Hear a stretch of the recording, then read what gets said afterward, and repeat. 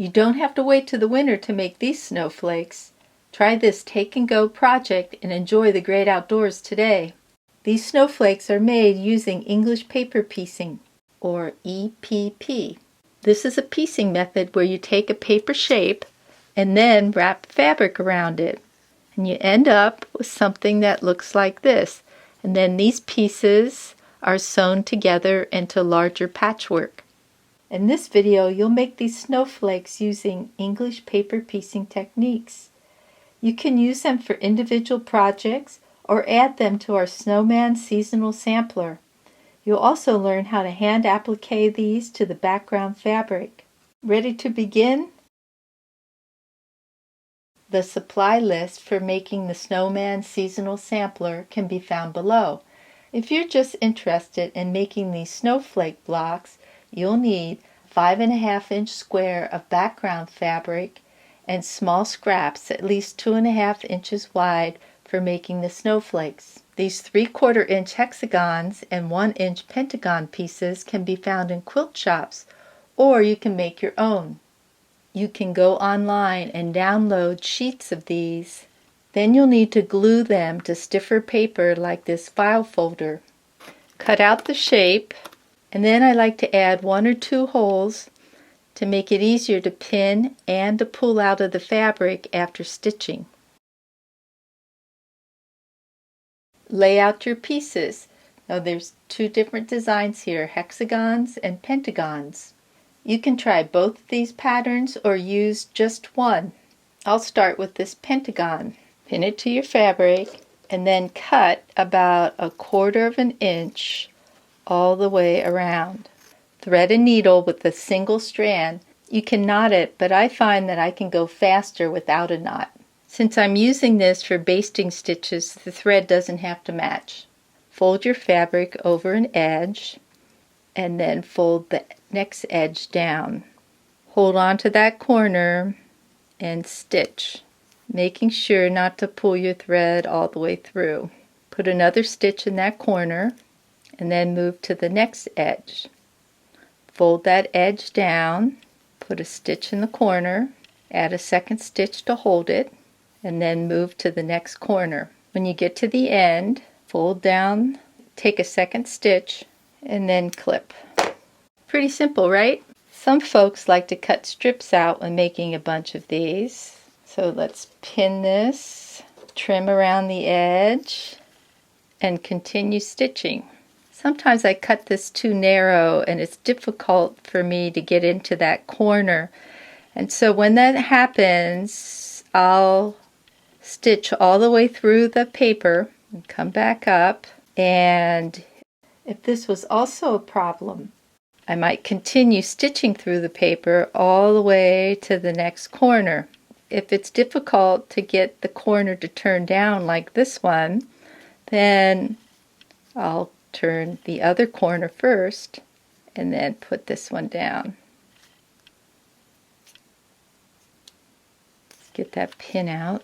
One more stitch in there and clip. When sewing the pieces together, you'll want to use a single strand matching thread. I'm using this dark thread so you can see my stitches. Take 2 pieces and put right sides together. Pin, paper clip, or use these sew clips. Knot your thread and then hide it in the fabric. Came up in the corner, go over to the other corner, and I'll put a stitch here. Come across, back into the corner, and put a second stitch. Always put 2 stitches in the corner. I'll move about a 1/16 down, and I'll come back across here, put a stitch right on that edge, and I'll move about a 1/16 away, come back over to this side. I'll put a stitch right along the edge, and I'll move about a 1/16 over. Let me show you what that looks like on paper. Here's the edges of the 2 pieces. You'll start in the corner and you'll put 2 stitches in here. You'll go up about a 1/16 of an inch and then come over. You'll go up about a 1/16 of an inch inside the fabric and then come over, up, over. And you continue in this manner till you get to the other end and you put 2 stitches on the corner. I'll go back across, put a stitch right here, follow that top, and come back over. I'll continue stitching this way till I get to the end of the line. I'm in the corner now. I put 1, and here's my second stitch. So unclip this. Let's look at those stitches. You don't want your stitches to show. Lay it back down, take the next piece, put right sides together, clip that in place, stitch into the corner, put another stitch there, and then continue across the top. If you notice that your stitches are showing a lot on the front, instead of coming across right in the top here, try to come over about a thread towards the back side.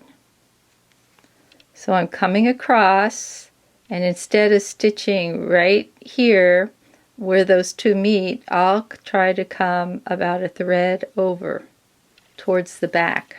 Continue stitching in this manner till all the pieces have been added. Add a knot when you get to the end. I want to show you another stitch you might like to try. Put right sides together, hide your knot by slipping your needle between the fabric and the paper. Come out on the corner. Always take 2 stitches in the corner. Go across to the other side. Take a little bite off the top and a little bite off the top here.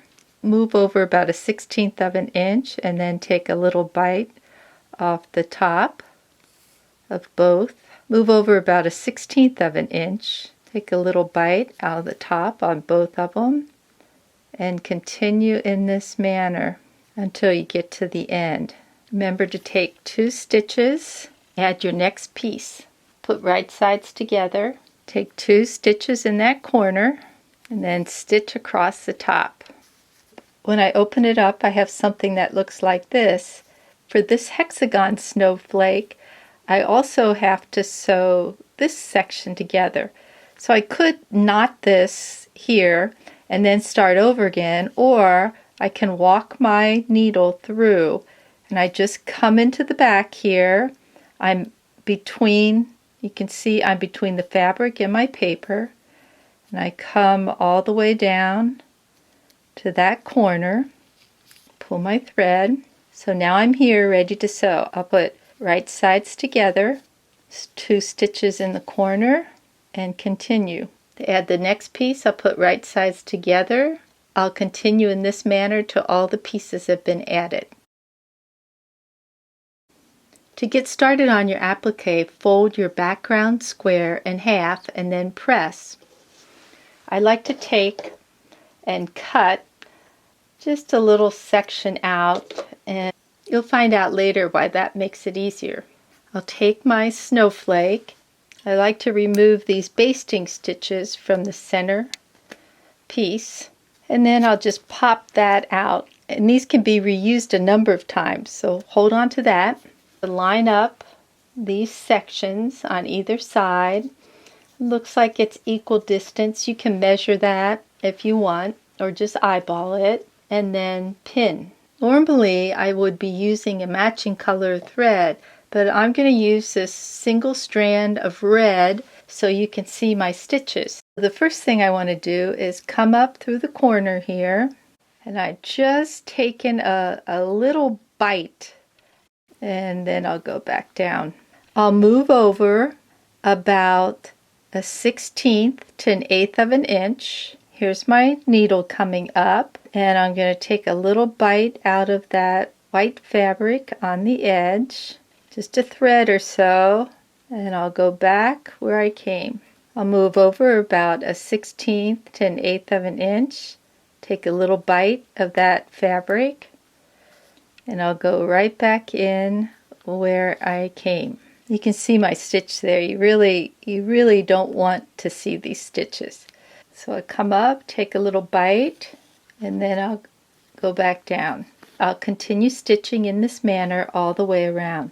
When the snowflake is stitched in place, turn it over, cut through that hole, and trim to within about 1/4 of an inch around.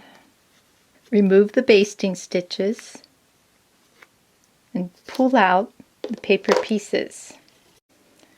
And here's my completed snowflake. In the next video in this series, you'll learn about using quick corners instead of triangle pieces. Hope you stay tuned. Thanks for visiting LearnHowToQuilt.com. Please share our patterns and our videos with your friends. Thanks.